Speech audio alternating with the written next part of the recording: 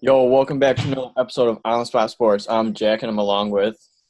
Tyler from On the Spot Sports. And in today's episode, we want to welcome back our special guest, Eric Levine. Eric was on episode 17. He currently still plays for the Peoria Rivermen and the SPHL. Eric, welcome back. How are you? Yeah, thanks, guys. Good to be back. It's good to catch up with you, and nice to do this on a video as opposed to the phone last time. So I'm excited. Yeah, we really updated our services here, so better quality. How do I get one of those goalie holders behind you? That's what I want for my room.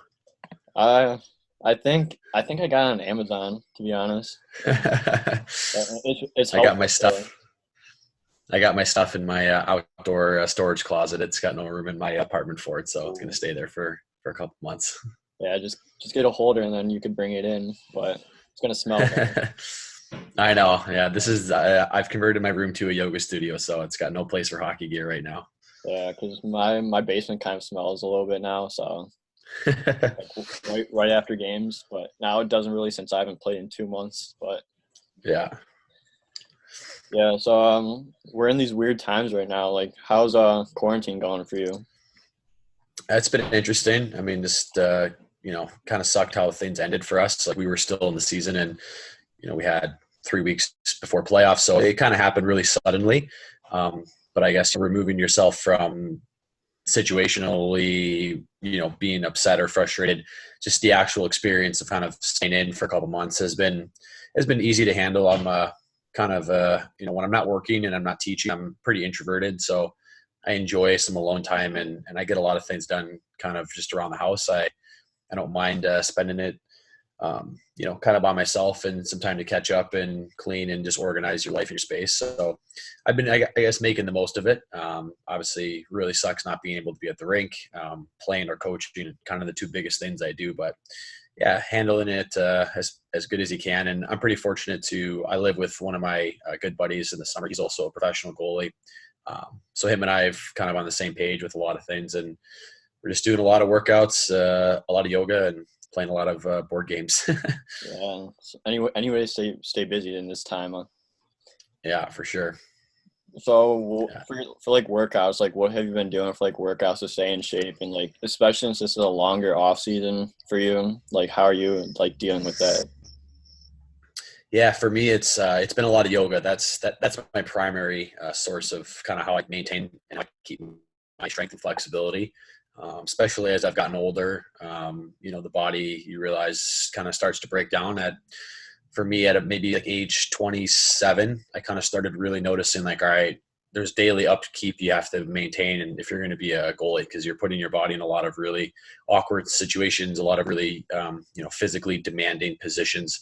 So yoga was something I picked up when I was younger, but definitely have done a lot more of it lately. And in the last, I'd say, 2 years, something that I've really dedicated myself personally to regimenting a daily schedule and doing yoga kind of routinely. And I've been really pleasantly surprised with kind of how much more strength I think I've gained from that, where usually you find strength in the weight room. And that's something I've always done. And yet kind of used yoga for flexibility.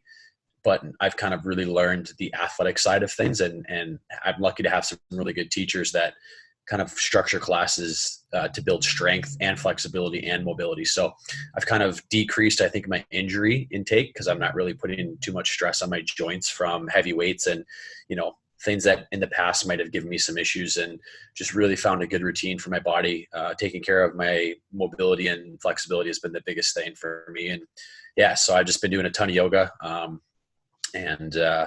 said I've pretty much rearranged. I've gotten rid of all of my like pretty much most of my dressers. I've moved my bed against the wall, and I've kind of opened up my room to be this sort of hybrid yoga studio. So I set up every morning and got a pretty good thing going. So, and luckily too, like in this time, right, everyone, like all yoga teachers are strictly doing online classes. So it's kind of been a weird silver lining to I've been able to experience so many different types of classes and met a lot of cool teachers that I've taken workshops and taken advantage of all the things that are being offered online, because most of these people are so busy in their own studios that they don't really have as big of a internet presence. And now, people are switching to strictly doing live Zoom classes or more content available through the World Wide Web. So I really tried to take advantage of that. Have you been able to do anything like hockey wise during this quarantine stuff, or has it just been mainly like yoga? Yeah, the hockey stuff's tough. I mean, I've been involved with, I would say, more like some Zoom lectures on goaltending. I have a lot of goalie coach friends, so I've been part of like some goalie workshop or goalie talk hours where you kind of just get together as a group of goalie coaches, and you have the students would sign on and basically just listen to you kind of give your thoughts. So it's been more like discussion based. I haven't been able to do too much hockey specific. All the things that I'm trying to kind of do online are basically in preparation for my summer camps, which will happen hopefully next month. So I'm trying to kind of not give away too much because I want to save all the stuff I have for all of our summer camp goalies. But yeah, the hockey specific stuff, it's hard because it's not on TV and you can't watch it, you can't play it. So there hasn't really been too much that I've been able to do. However, I will say one thing I've kind of taken from my yoga practices, my teacher, Michael Liang, who works for a studio here, him and I have developed a goalie specific yoga and mobility class that we've been running every Monday. I think we've done the last 5 Mondays. So it's a live yoga class, but it is specific towards goalies. So it's open only to basically my summer camp goalies or really any goalie that's basically looking for workouts, but we have tailored the class to be specific for that. So we do certain movements and things that, goalies have to be adept at with a lot of the hip mobility and finding ways to kind of blend those two things together. So that's pretty much what we've been focusing our efforts on, is more workout wise, and then everything's just in preparation for the summer camps. Yeah. So what went into like the combining with like your yoga instructor to create like this goalie like only yoga system? Yeah, so it's cool. Like him and I have had a good relationship, and he is someone that has actually, I hire him to come to my camps. So in the summer, he'll come once a week and he'll give an actual like live class to the goalies. So he's an athlete himself, and has always recognized the correlation between athletics and yoga. And he's just a really good someone that can really clearly articulate and find ways to thread in yoga practices with also athletic training. And specifically, he's gotten really, really good at understanding goalies because I've been a student of his for so long. So it was kind of something that naturally we just said, hey, you know what, there's a need here. I had a bunch of goalies that were looking for stuff and were looking for ways to stay in shape and to still feel like they're doing something hockey specific. And he is an excellent yoga teacher, understands athletics. So it was kind of just an easy thing for us to combine. And we, on our last call on Wednesday, we do 12 to 12:05. We had over 50 kids that jump on and do our live classes. So they've started out, I think our first one had been 20 goalies, and then it's kind of gaining popularity. And it's something where, people are posting it in Facebook groups and telling their friends. And the most interesting thing is it started off with just the 20 goalies were all kids that were part of my like Rolodex. They're kids that came to my camp last year or were signed up this year. And since doing these, of the 50 kids we had, I'd say about 20 of them were complete strangers to me. I've never met them or had them. Even maybe being in Chicago, they're kind of remotely finding us because I think more people are certainly searching for ways to stay, hockey shape. And particularly goalies, you don't really have to convince them about the importance of flexibility and range of motion, where I found other athletes you do, because it's not something where players don't often stretch, right? Players are just hockey players. Goalies have to be really in tune with their body and have to really have a good understanding of their muscles and their basically personal mobility limits or what they can do. And so it's an easy sell. So it's been something that's been pretty fun to be a part of. And yeah, we're kind of keeping it going. I think we have commitments to do every Monday until the stay-at-home order ends. So we're going to be running through the end of the month. Yeah, that's awesome. I was never really a yoga person till like my junior and senior year of high school, and my cross-country coach has like a place like in the downtown area, and he made us go, or he didn't make us, but like he suggested that we go do it. So I went to do it, and ever since then I've never looked back. It really helps athletically, and then I've been doing it for the past year for goalie wise, and I've seen a huge difference in my flexibility and mobility. And I've also been doing your former goalie partners, DK, Dylan Kelly's mobility classes as well. So that's definitely Yeah. helped. Yeah, he's a good dude. He's got a lot of cool mobility exercises and all that stuff. It's, we kind of have identified that, the traditional yoga sense is not, people have a certain expectation or certain perceived notion of what it is. And, our job, what I've tried to do is really to say, it's not kind of what you think. Like, you might have expectations going in that it's going to be a certain way, but more it's applying mobility and just flexibility drills, right? It's just things that are very goalie specific and, more important, athlete specific. But for me, kind of one of the biggest things that I've taken from my own practice in the last year, and especially it's something that helped me this year, is not just the physical part of it, but sort of the meditative aspect of controlling your breathing and kind of maintaining calm and clarity and sort of staying focused. It's like a good exercise in concentration. And particularly if you just do a regular yoga class, right? I think everything is sport specific because you're just working your body. So you're always getting either a good workout, a good stretch, you're gaining more range of motion. But particularly when you incorporate the breathing and the concentration part of it, that's something I noticed has helped in my game. And I pretty much have this year did a pregame routine that was just meditation and yoga. And like those two things got my mind and my body pretty ready to go. And I think this was, one of the best years I've had on the ice because it was something that I kind of consistently did. And I certainly saw it translate to my game. Do you use any of these techniques in games, practices, and even camps to kind of like help yourself feel at ease and help your game get better? Yeah, for sure. Particularly on the ice, that's something that I kind of noticed more in an invert ways, that my heart rate regulation felt a lot better. So I didn't feel when the game was, when there's a play in the zone and maybe it's a 2-minute power play shift and you're moving around and you're going up and down and things are crazy and your heart rate starts to go.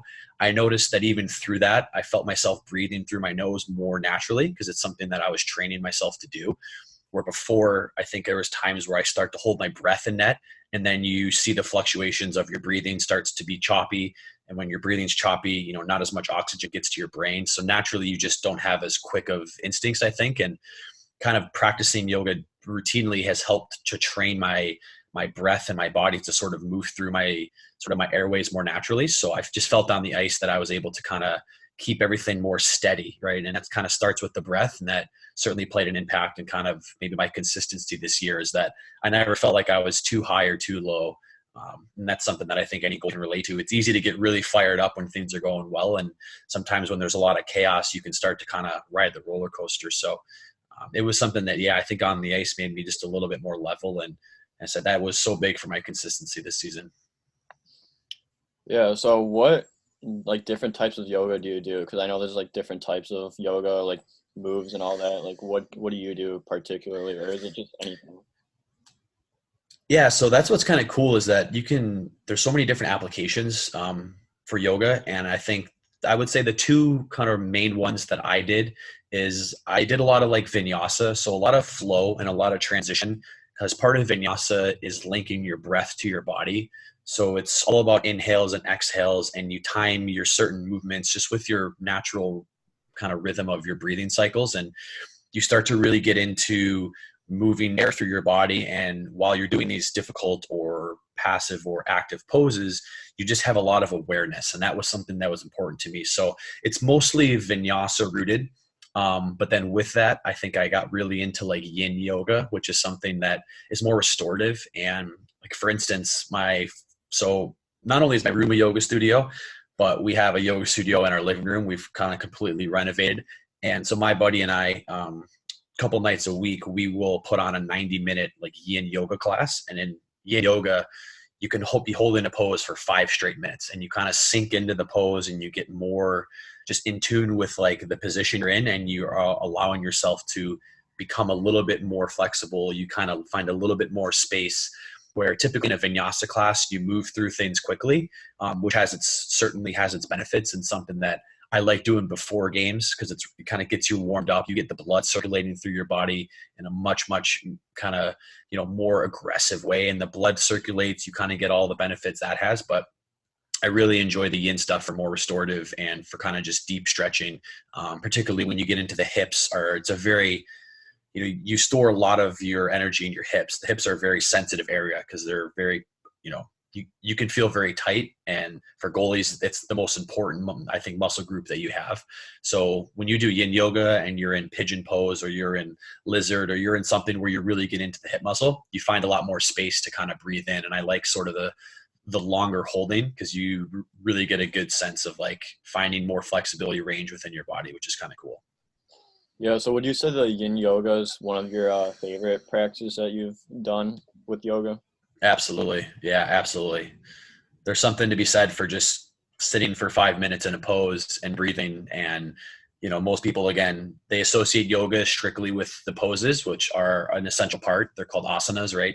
But kind of the practice and the discipline of yoga goes beyond just the poses. It's all about your mindset and, again, focusing and concentrating. And of course, it's been good to sort of clear your head. I think that was something for me personally in previous seasons. I'd always go into games very excited, and you have such like you're so fired up for the game, and you get so involved and you're so excited to play, that I think sometimes I would work myself too high, and I would be very vulnerable to something goes well or wrong. Again, you start to ride that roller coaster, where doing yoga and kind of clearing your head, it just makes you more calm and more aware. So you don't have as much of an emotional connection to the game itself. You sort of just do your own thing. And that was something I found helped me out tremendously in net, because I was able to maintain consistency the whole season just because of that kind of simple principle. Yeah, so would you say that your mindset has improved a ton with doing yoga compared to like when you weren't? Yeah. It's like, honestly, it's something I wish I would have taken more seriously when I was 20 years old. And maybe part of why I really fell in love with the yoga practice was initially because, like I said, my body was starting to break down, and I was feeling my hips become tighter, and you were feeling my hamstrings and my groin start to be sore. And like, it's not easy, right? You play a professional season, or you play it doesn't matter what level you play a goalie every day, like, your body's going to feel it. So it was something like I knew I needed to gain a different type of workout routine. I needed to get more flexible. So yoga was a natural thing that I was drawn to. But then definitely more recently, I've noticed the impact that it's had on my mental approach to the game, and particularly how I prepared for games. Like I said, I was able to get into a mindset of a lot more awareness and just a little bit more passive. So I wasn't as aggressively fired up for games. I was just more confident and sort of was able to manage the emotions a lot better. And this was the best season I've ever had. And I didn't really do much different other than incorporate kind of yoga and meditation into my daily routine. Yeah, goalie definitely could take a toll on you. Like, I've played like 3-4 games in 4 nights in a row, and every night it's like your hips are like burning, like your hips get tight. Yep. But when I started doing the yoga, because like I do it after practice every day, and it definitely loosened my hips up and like everything. And going into the game, everything felt smooth. Yeah, particularly for goalies, when you have stability in your hips, that's what your butterfly is based off of. Your butterfly and your stance are rooted in your hips, because you're in that squatted position, and because how you move is all centered on up, down, and lateral. Your hip mobility to me is like, it's like the foundation for a goalie, and then everything else off of that is important to have, and you need it. But for me, if your hips aren't mobile and they aren't strong and they aren't flexible all at the same time, you're going to have some sort of imbalance, and you're going to notice it in your butterfly and your stance and your movement and your extensions and your pushes and your recoveries. And especially how many people nowadays are involved in teaching the RVH at a younger age, where it's something when I was 8 years old, I wasn't jamming my hip up against the post, right? So kids now are kind of exposing themselves to more, I guess, positions that are potentially dangerous. So if you don't have the counter to that, which is taking care of your body, you're going to notice problems, I think, develop at a much earlier age than when I was growing up. Yeah, so what would you say is the most, like, your favorite pose for, like, loosening your hip up and all, and your favorite pose overall? Yeah, I'm going to say it's 2. And so since we're talking about poses, which are something that you would hold, pose pose would be pigeon pose and lizard pose, both for the hips, and they kind of do the opposite thing. One of them really opens up your joint, so you have your hands down and your foot's out to the side on the side of your mat, and you're sort of pushing that hip open and you're sinking your hips down. That's a really good one for goalies. It's something that I enjoy holding it for 5 minutes, right? And you can take some different variations and you just feel the sensation in your hip really well. And then the other one is pigeon pose, where you have your foot kind of tucked under and you stretch out your glute. I think that one is really good for goalies. It gets into the hip joint, but it also stretches out, I said, your glute and your T-bands, things that all are heavily focused for goalie muscles. So those two are ones you should do every day. If you could do 2 poses every day, I would do lizard and I would do pigeon. And you'll start to notice pretty quickly kind of how difficult they can be, but something where you start to do them regularly and you find a lot more mobility and flexibility and range of motion that you probably ever had. Yeah, so would you say that doing yoga and being super flexible is one of like the most important things to become an elite goaltender and have like a season like you did? Yeah, it's important, but I will say it's equally as important as the mindset aspect of it, because I've always been someone that's been flexible, and I've always been someone that's had, I've always paid attention to my body and I've taken really good care of it. But really what set me over the edge this year was sort of the mindset I was able to kind of get into, and a little bit more awareness of my body and my breath and the connection that all of those have to your sort of overall game. So it's super important, but it's kind of like you can't have one without the other, and you can't just have a strong and flexible body. You need a very kind of calm and kind of clear mindset as well. So it's interesting that you need both for sure. At least for me, it's something that I can't just rely on my physical tendencies, because the game is so difficult to handle mentally that both.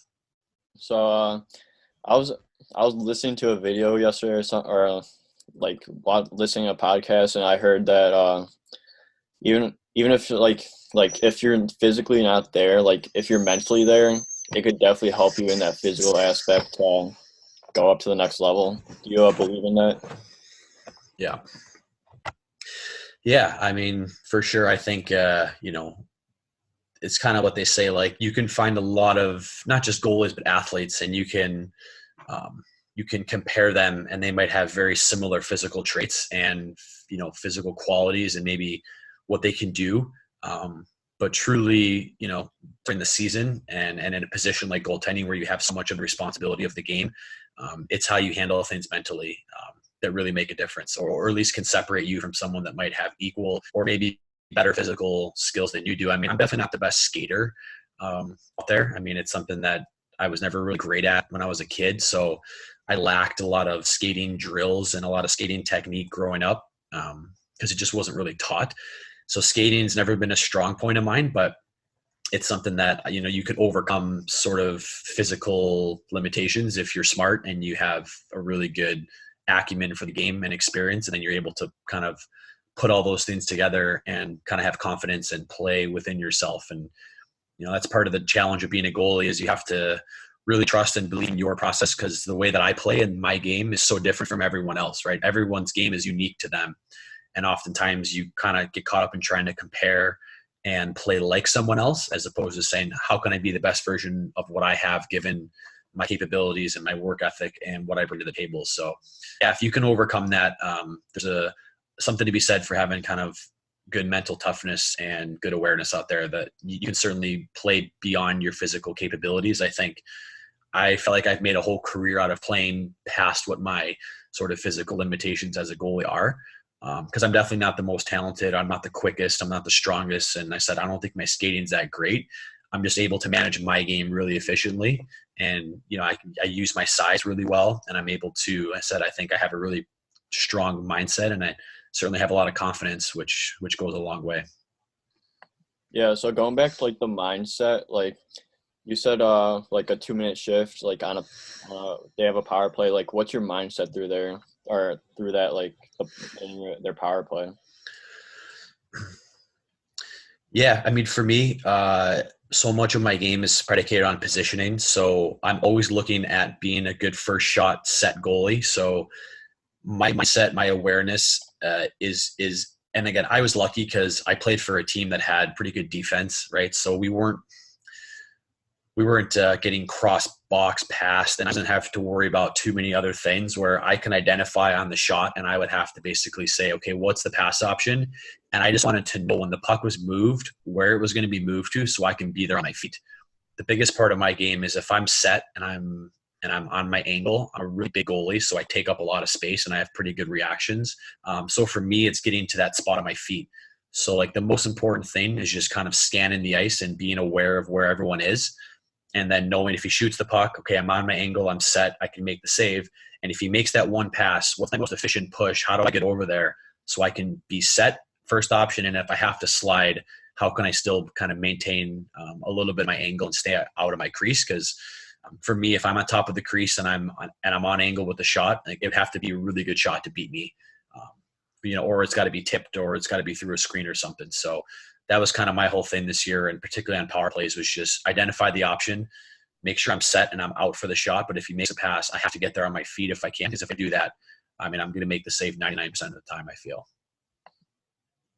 Yeah, and in the last question, you talked about your confidence and how it goes a certain way.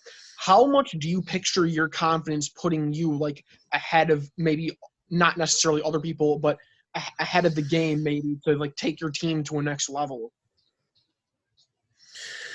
Yeah, that's a great question. It's kind of something that the situation was unique for me this year because I was the starting goalie and I knew that I was going to stay here all year, where in past seasons I've always had aspirations to move up. So I've always been up and down. And when you're with, new teams or whatever, like you're not often the starting goalie, right? You're the starting goalie maybe in SPHL, but then you get called up and you don't go into that team the starter. Like you kind of have to earn your way every time that you have a new situation. So it's kind of easy for you not to have the same type of confidence that I had this year, where I knew where I was going to be and I knew that I was kind of the go-to guy. So my mindset had to shift from, typically you're like, okay, I hope I just play well so I keep my spot on the team. I hope I just do enough so the coach doesn't cut me, right? I hope I'm just good enough so that I stick here. And maybe I'm hoping good enough so I have some good numbers. Whereas this year, it was more of like, hey, this is my team and I want to basically be the best player on the ice every night. So I went into it realizing that, hey, I'm the best goalie in this league and I could be a dominant factor in every game I play. And I just had to believe that I was going to make it happen. So it was something where it's like weird when you have that mentality. Certainly it's not cockiness, because, it's not necessarily true. Like, I don't know if I'm the best player in the league. I don't know if I'm the best goalie in the league, but I certainly felt it. And when you feel it, you certainly play that way. So I kind of approached that, hey, this is my team. And, you don't want to be projecting confidence is so pivotal for a team to have confidence in the goalie. Because if they feel like, hey, I have things under control, and maybe when things go bad, I'm not freaking out and I look like I'm ready to make the next save, and whatever the situation of the game is, I'm going to give them a chance to win. There's something to be said for the team feeling like, okay, we have a goalie back here that's going to make saves for us and give us a chance. We can just go and play our game. Because there's a big difference when a team plays in front of a goalie who might not have that relationship with. You start to play a little more passive and you start to worry a little bit more and you start to cheat on certain situations. And having a goalie that I think the team has confidence in, it was huge for our guys, because we had such a good group of players that if they just played their game and they didn't have to worry about me, we kind of complemented each other well. So yeah, it's a different mindset when you're the starting goalie versus someone that's fighting for time or is kind of up and down. You have to really own the role, and that was something I think I did a good job of. Is I owned the fact that I wanted to be the number one in our team, and you want the net every night, and that's kind of how I approached it. Yeah, so you won the SPHL Goaltender of the Year award. So like, how much does that mean to you? And like, obviously you had a fantastic season, so that goes a long way as well. Yeah, I mean, coming into the year, right, I knew my situation. I knew I was going to be here all year. So it was pretty clear. I mean, I had two goals, right? One was to win a championship first and foremost, and two was to win the goal of the year. I mean, that's the expectation I put on myself coming into the season. So it's certainly never something that I look at it as. It's not an individual award. I mean, I'm the recipient of it, and it has to go to a goalie, but it is truly a reflection like of how good of a team we had. I don't know the exact numbers, but I would have to guess if they put an average on how many shots I faced, it's under 30. right? So most nights I'm facing under 30 shots, which, say what you will, like that's pretty good numbers. So the team has a lot to do with it. But yeah, it's just weird because the season ended and you didn't win. Like you didn't have your ultimate goal met. But then again, there's like nothing that you could do about it. It wasn't like you went out there and you lost it. It's just you never had a chance to sort of compete for it. So if the season feels very like incompleted, which makes it a little bit more difficult for me to sort of like get too excited about an individual award, because an individual award doesn't matter if you don't have a championship, right? So the way that I look at it is like, it's cool to be recognized, but it's kind of more of our team getting recognized for being the best defensive team this year.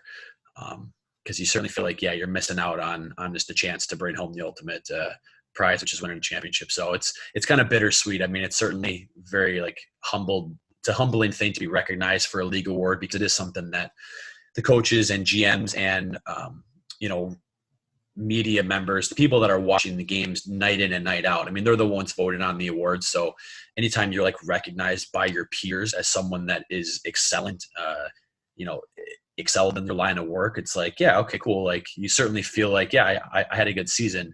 But a goalie is only as good as his team. I mean, if you're facing 45 shots a night, you're not going to be putting up numbers that I did. So it's a team thing, but it's certainly cool to have. And it'll be nice when my career is over to look back, is it's the first league award I've ever kind of had. So it's certainly nice to add one to the collection kind of before it's all said and done. Like, how'd the season go overall for you guys, and like what like led up to like everything that happened like before COVID, and then like when COVID hit, like what was that like? Yeah, I mean, our season couldn't have been going any better. I mean, I don't think there was a time where we weren't in first place. I think we started off like 6-0 or 7-0 or something ridiculous. And, we basically from day one, I mean, we were in first place all year. We were the team to beat. We were rolling through the league, and I mean, we only accumulated 4 regulation losses, and we were almost at the end of the year. So it was a special season. We had such a good group of players. I mean, our coach is incredible. Like we have unbelievable leadership, and I mean, we had 3 guys on the, SPHL first all-star team. So half of the roster is made up, from guys from the Rivermen. So we had such depth. We were so strong at every position that there was not one area of our game where I was like, we're missing this, or maybe we're not really quite there for what I thought we were going to do, which is, win a title. So we were rolling. So things were going as good as they could have. And yeah, it was just kind of ironic in that we're going to play Fayetteville, the only team that we haven't seen all season, and the team that was, tied with us in points, literally tied with us in points. And you're going to play them in a 3-game series. And we bus, I think Wednesday night, and practiced Thursday afternoon. It's like a 16-hour bus ride. And we practiced on Thursday. And then Thursday night back at the hotel, we got word that the season was going to be suspended. So we bussed home first thing Friday morning. And then by the time we got home, I think Saturday or by Saturday night, they canceled the league as like just right out and canceled it. So it was a really wild like turn of events of you're going to play arguably the most important, weekend of the season, probably determines who's going to finish in first place. Getting ready for playoffs, and we just started to get some guys back from the coast, and things were clicking to go from that within like 48 hours to you're just kind of packing up your bags and you're going home. It was an absolute wild turn of events, and something I've never been a part of. And yeah, I'll never forget being on the bus, right? And you're watching the NHL and the NBA and all these sports organizations. You're following like, okay, they're canceling, the PGA Tour was playing the players, and they're like, okay, we're going to play with no fans, and then we're going to postpone, now we're going to cancel. And you just kind of saw how fast everything was moving, and it just felt like a domino effect. So we kind of knew once the NHL canceled, that was when I think all the minor leagues knew, okay, this is going to affect us too.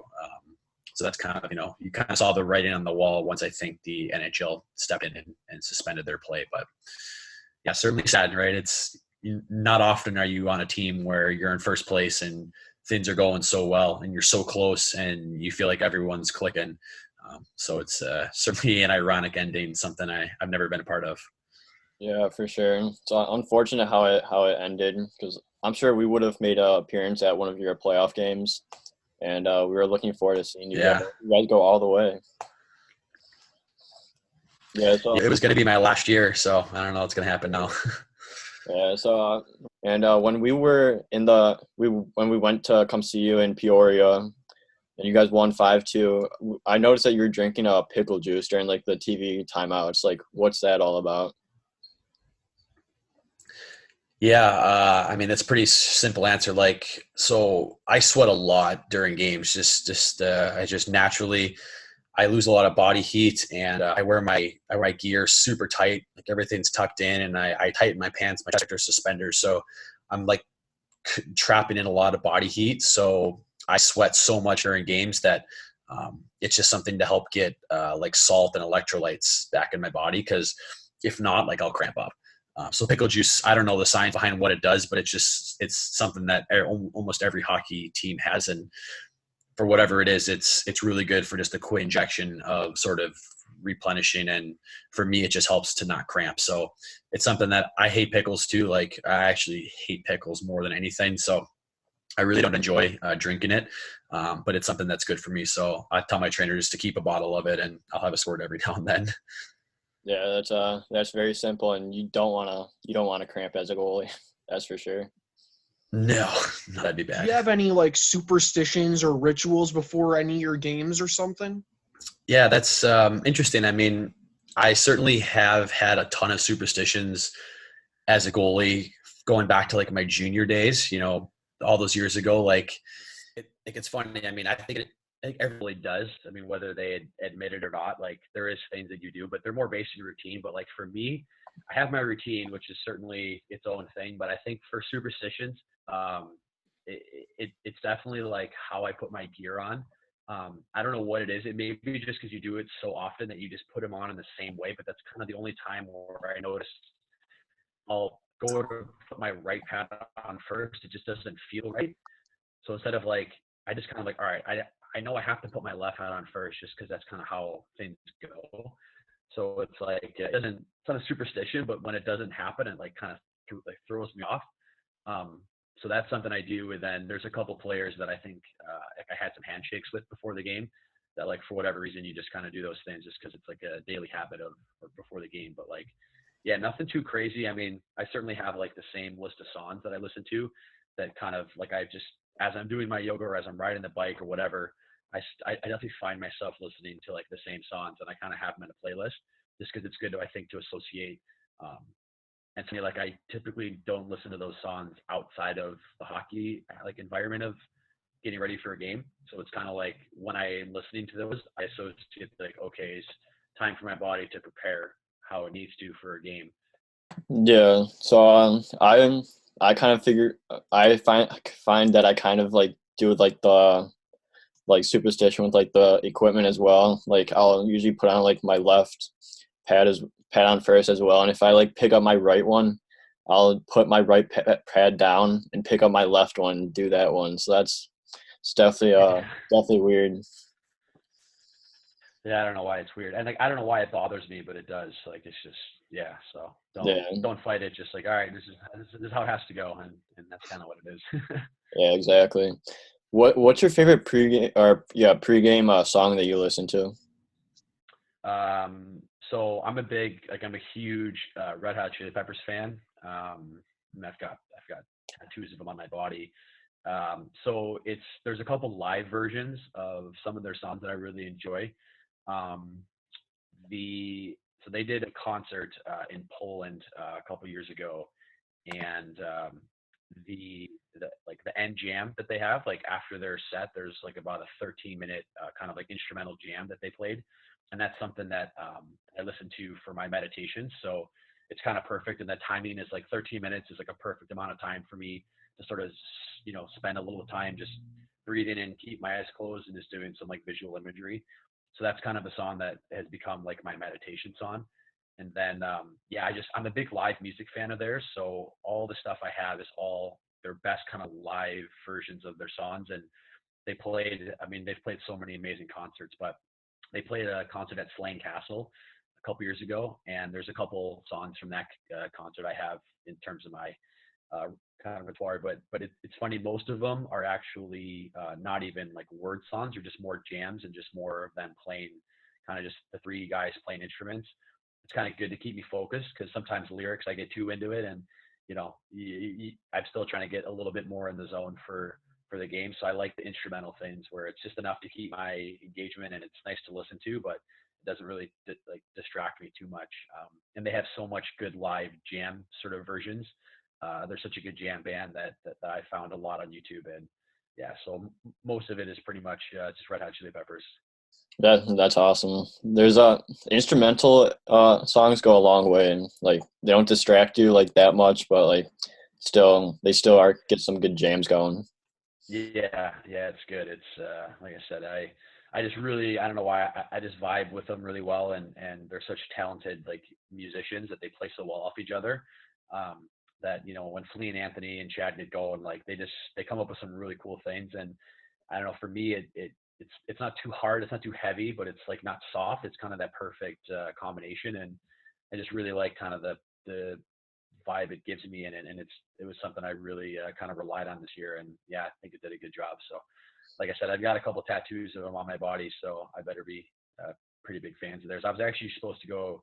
I had tickets to go see them. They were playing a festival in Boston at the end of this month that got canceled, unfortunately. That was kind of going to be like that was my present to myself after we were going to win our championship. It was going to be in like 2 weeks, so it's a little disappointed. I don't know what I'm more upset at, the season ending or the fact that I won't go to see him in concert in May. That's really funny. So I thought of a few more questions for you. What's like your favorite thing about practice and your least favorite thing about practice? Practice. I have a laundry list of things that I don't like about practice, and most of them involve the free flowing nature of our players to want to zip pucks by my ear. Definitely. I mean, my favorite thing about practice. I mean, practice is important for sure. You can't not practice, obviously. Being a goalie, I just put out it sucks. I mean, you're mostly a target. Our coach does actually a pretty incredible job of doing drills that are sort of game situation like as much as you can. So it's easier for me to enjoy practices. Anything game situation like power play or 3-on-2s, or when you play rebound out, like that stuff's awesome, because it's like applicable things that I like to work on. When guys are just coming down the pipe and just ripping shots and they're warming up for 30 minutes, like that stuff I can't stand, because most times, again, guys will come in from the ladies' tees, the one leg's up, their head's up, they're snapping it, they're trying to go high. So the headshots, and we have a practice rink where most minor league teams, they have a really nice arena, but you share that arena with concerts, and we share with Bradley basketball. So there's far more situations, far more days when we don't have our rink available for practice, and we go to the Owen Center, and it's cold, it's a little bit smaller. So in the middle of January when it's cold, and you got guys coming in 10 feet away, and you take a palm shot or a shot off your forearm, like that stuff sucks, because you just nothing you can do about it. You're a goalie, like you can't get out of the way of it. You have to still kind of try hard. And so there's more things about practice, but I will say probably my favorite thing though is definitely playing rebound at the end. Like that's to me the most fun game. It's practice for goalies, because you're just battling, and it's just you versus Yeah, so I'm like you. I hate taking headshots. Like I'll be at like a random like night pickup game, and like people are like firing away slap shots from the blue line like during warm-ups, and it's like I'm just standing up and it's head high still, so it's like I don't want to take a headshot before anything even started. It's like, do not take slap shots rising up to my head, please. Players are pretty oblivious to how ridiculous it is when they're coming in and they're letting it go from the ladies' season. It's right past your ears. But like I said, it's kind of like it just comes with the character, I guess. I'm meant to be the best goalie in the world at like not complaining about it. For some of my buddies, like you hit him in the head, like they'll freak out. Like it obviously sucks, and maybe if it happens a couple times with the same guy, but I'm pretty good about like, all right, it's just part of the deal. And like I try to work super hard in practice, because it's just kind of how I am. And if I don't want to develop bad habits, So that's kind of like one thing you have to manage is like, if you start to like not try, or if something's like difficult, like it's kind of like, okay, it should be more difficult in practice than it kind of happens in the game. So like you want to push yourself and you want to at least feel like you're getting something out of it. So I usually go into practice with like, okay, what's the one thing that I want to get better at today? And if you can at least like leave accomplishing having gotten better at something, then you're like, all right, at least I'm making use of my time. Because, you don't often need, to go out there and make any drastic changes to your game. Like you're just trying to stay sharp and you're just trying to track pucks and be in good position. And like I said, our coaches does a good job of making practice very high intensity, high tempo game situations. So I really engage in that. And that's part of why I came back, is because he's such a good coach. But there have been teams where coaches will just run flow drills for 40 minutes and guys are just, coming down, no one on them, skating to hash marks, ripping pucks. And it's like, I'm not getting better. The player's not getting better because they're never going to see that situation in a game. And I'm just getting frustrated because I'm getting hit in the head, or I'm either getting sniped bar down, it misses the net, you don't get to make a save, it hits you, and it's somewhere where it's like it hurts because it's something from so close. So it's like there's almost a no win as a goalie. But I'm pretty lucky in Peoria that we have a lot of good practices, so it's easy to stay with it. Yeah. So my next question is, what's your favorite thing about Roadies? It's funny. Like, I don't know. Like, I had a really good roommate this year. He was my roommate that I had in my apartment, anyways. But it's just like being in the hotel room. Like, I feel like you can take free naps. Like, it's something where when I'm at home, I try not to nap as much as I can, just because like I'm always like, I got to be doing something. But when you're on the road, it's just like there's nothing else to do but just watch TV and take naps. So like you feel very guilt free about it. So that's easily the favorite part. It's definitely not the travel there, but once you get set up somewhere, and if it's like a decent hotel, just throw the AC on, get it piping cold, watch TV. And I don't have cable TV at my place either way, so I don't watch a ton of TV as is. So it's kind of like a good way for me to catch up on just like network television shows. And yeah, just being able to stuck and stay in bed all day is awesome, because at home you feel too guilty about it. At least I do. Yeah. So. Yeah. So are you a pregame napper, or like you said you're not really a napper, but like would you get pregame nap like on road trips and stuff like that? Oh yeah. That's something that, I mean, maybe because I'm getting like much older, but yeah, it's this year. It was like full on sleep as long as I can. Like I had no worries about only taking a 30-minute nap or whatever. And you've had people say, hey, it's like not good to sleep for 3 hours, and I was just like, you know what, let me get lights out. If I can sleep for 3 hours, I felt pretty refreshed getting into the game. So yeah, I was all about that. It's a good Yeah. excuse to get the pregame nap for sure. Yeah. So this is my final question. Since you said this was your last year, so like throughout your entire career, what's like your best moments of your career?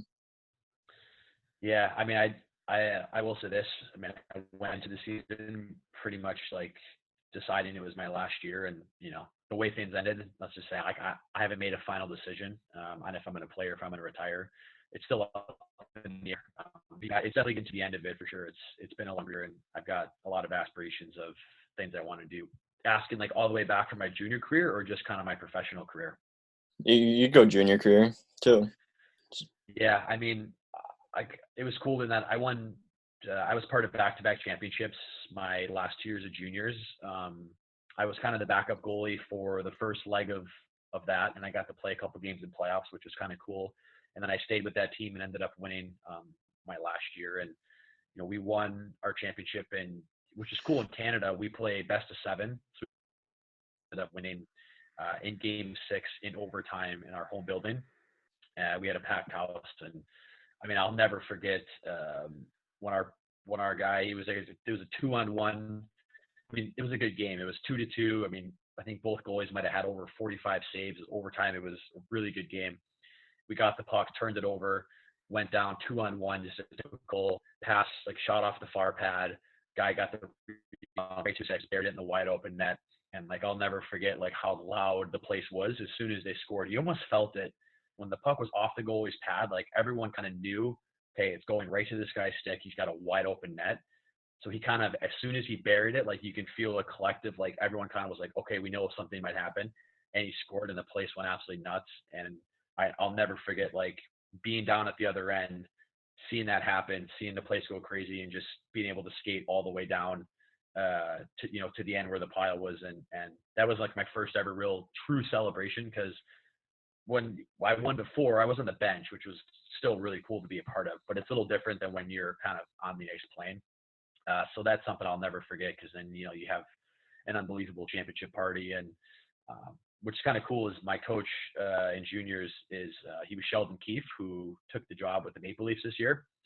So he kind of started his coaching career in Pembroke, which is where I played for 2 years. So that was like neat to kind of share that with someone now that has gone on to is coaching in the NHL. I mean, I've had a ton of great moments in my career. Certainly last year, being part of a professional championship was something that I'll never forget, and you puts into perspective like just how hard it is to win at any level. And certainly throughout that whole year, I had a lot of cool moments. And then I played for that team in Newfoundland. I played against them when I was with Fort Wayne. So that was an interesting season. And then, I mean, certainly like I've just had I've been to so many different places that like for me, getting to travel and getting to be with so many different teammates. I've played for so many teams that I've made friends and had relationships with guys that I'm just so fortunate to meet in this game, because it brings you to a lot of cool people. And like I said, I played for a ton of teams, so I've made really unique friendships with people that I say I'm very fortunate to kind of do what I do, because you get to meet a lot of cool people and play at some awesome places. I played at some really sick arenas, and very fortunate to play. It's something I love, and certainly I'll say the highlights, my career would definitely boil down to being in Peoria and kind of taking the leadership role that I did, and getting to be a starting goalie from day one on a team, and kind of going through what we did. That was a special year for me, and kind of culminating with how it ended. Something I'll never forget for sure. Yeah. So what do you learn like the most, like that you'd like to share with like younger goalies that you learned throughout your career? Yeah, I mean, there's a lot of lessons. I think first and foremost, like kind of it's maybe hard to put into perspective. I have perspective on it because I've been through a lot, and you certainly learn as you do. I mean, a lot of times, you don't learn something until you make a mistake, and then you realize, okay, this is how you kind of handle it. But number one would be you can never kind of take it too seriously. Like it's just a game, and you certainly want to have passion, and you want to be really into what you're doing. And I've always found if you treat it like it's not a game, you're never going to be successful. Like at the end of the day, it's still fun. You have to just enjoy being out there. I think as you go through and you play seasons, like you mentioned, there's practice, there's travel, and there's all these playing. If you are constantly like too worried about your stats, and you're too worried about your numbers, and you're too worried about having to play well because you have to get scouted and you have to be impressing these people, that's all stuff that it doesn't really matter. I mean, all that matters is your awareness and your focus on the puck. And if you just have fun and you just kind of let yourself go out there and enjoy the moment, you're always going to be happier. You're going to play better. It's easy to get too worked up, and it's easy to get, to care too much and to want to win and to care about your stats. That's something I see goalies so over concerned with, especially at a young age. Like stats are meaningless. Anyone that's watching, if I was a scout and I was coming to a game, I could care less what the score of the game is or how many saves you had or whatever. Like I can tell if a goalie is a good goalie. So stats don't always tell the picture. And I think goalies, and especially goalie parents, they get way too overconsumed with what their numbers are when they're 12 years old. Like, there's a lot more to stats, and certainly like you can't be too concerned with things that don't matter, and that's something I see a lot too. So, and two, like one thing is that like you're going to develop at your own pace, and being a good goalie to me, like I've become a better goalie later in my career. I think I've improved more as I've gotten older. Because you got to realize like being a goalie is so difficult, and there's so much to learn from it. There's so much about it that you have to manage and master, that it's not just going to happen overnight, right? And goalies expect like really quick results. And it's definitely a slow process, right? Things don't happen quickly, and you have to go through a lot of experiences to learn and to kind of see who you are as a goalie. And those things just take time. So you got to be patient with yourself. Yeah, those are great tips to end this thing off. So Eric, thank you so much for coming on. It was a blast. We hope you had fun as well. And we really appreciate your time. And if you're retiring, good luck with the retirement. But if not, we'll see you next year. Yeah, if I go back, it'd be great to see you guys. I appreciate having me back on. This is fun to do. I feel like being a recurring guest now. So we'll Yeah, have to for keep it sure. going. Maybe we'll check in. Next year I'll let you know what my plans are, and if I end up playing, we'll have to do a series on what it's like to be a 32-year-old goalie in the minor pro hockey circuit. Yeah, for sure. Be a lot of fun.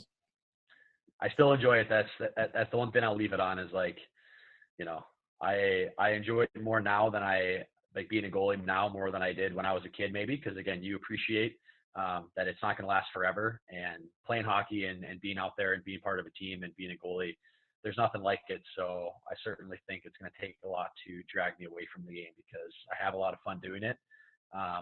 And I will say this, the last thing I'll leave it on is that, you have to take care of the body. If you don't take care of the body, it will betray you. So if you're good to your body and you show it love, it's gonna be good to you. So that's kind of something that's allowed me to play into these later years, and I've enjoyed it more now. So I definitely thank all the yoga for that. Yeah, for sure. That's awesome. Thank you so much.